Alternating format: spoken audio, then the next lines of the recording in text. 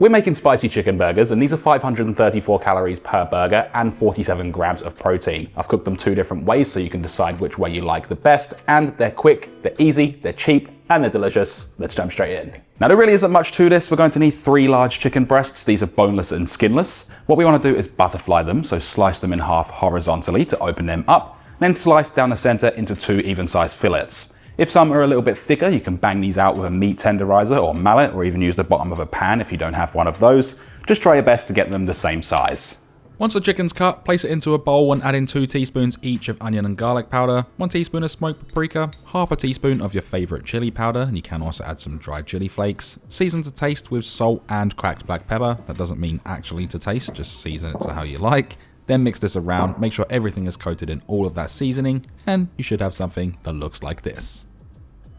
Now into another bowl, add 50 grams or 1.7 ounces of plain all-purpose flour, half a teaspoon or 2 grams each of celery salt and garlic salt, 2 teaspoons or 8 grams of smoked paprika, half a teaspoon or 2 grams of your favorite chili powder, and half a teaspoon or 2 grams of baking powder, which is not baking soda or bicarbonate soda. Add in a pinch of salt and ground white pepper, and then mix together with a dry, clean whisk until everything is nicely combined. In a third bowl, we're going to crack in 2 large eggs. These are going to be used to put our chicken in so that our flour mix will stick nicely.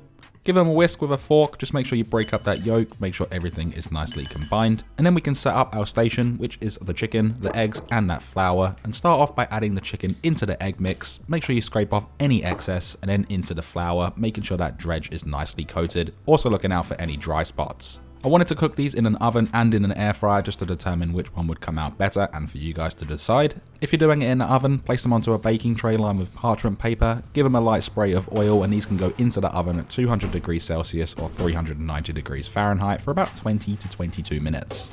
The others I'm putting into an air fryer with a sheet of foil down at the bottom, and this is going on at 190 degrees Celsius or 375 degrees Fahrenheit for about 18 to 20 minutes. In the meantime, we can make our sauce. This is 100 grams or 3.5 ounces of any mayonnaise of your choice, half a teaspoon of yellow mustard powder. You don't have to use it, but I highly recommend it. Half a teaspoon each of onion and garlic powder, and then 2 dill pickles that have been drained from their brine and just roughly chopped, making sure that they're not very large, and then we can add them into that mayo. Season to taste with salt and cracked black pepper. You can also use ground white pepper here, and mix everything together. Make sure everything's combined, and what you should have is something that looks like this that you can place in the fridge until you're ready to serve. Now with the burger buns, we need 6 of them, and you can use any of your favorite types of buns for this. Place the burger sauce on both top and bottom buns and then give it a nice light spread. Add on some lettuce. I'm just using some baby romaine or cos lettuce, and I'm leaving the leaves whole. And when your chicken's ready, you should have something that looks like this with the air fryer on the right and the oven baked on the left. Start by placing them on top of that lettuce. Now the chicken is probably a little bit too big for the burger buns. You can slice them in half if you prefer to do that, but I like to leave them whole, and then place on the lids of those burgers.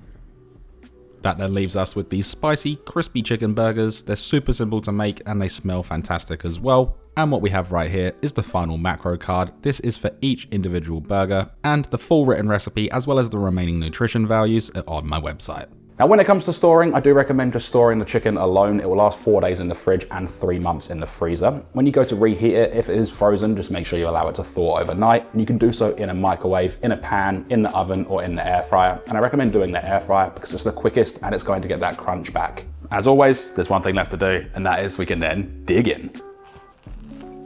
The chicken's juicy, it's got that nice little spice hint to it as well. I will also admit that the chicken in the air fryer did come out more crispy than the oven, even though I cranked the heat on the oven right at the last minute to get those crispy edges. Still didn't really suffice, the air fryer did win that battle.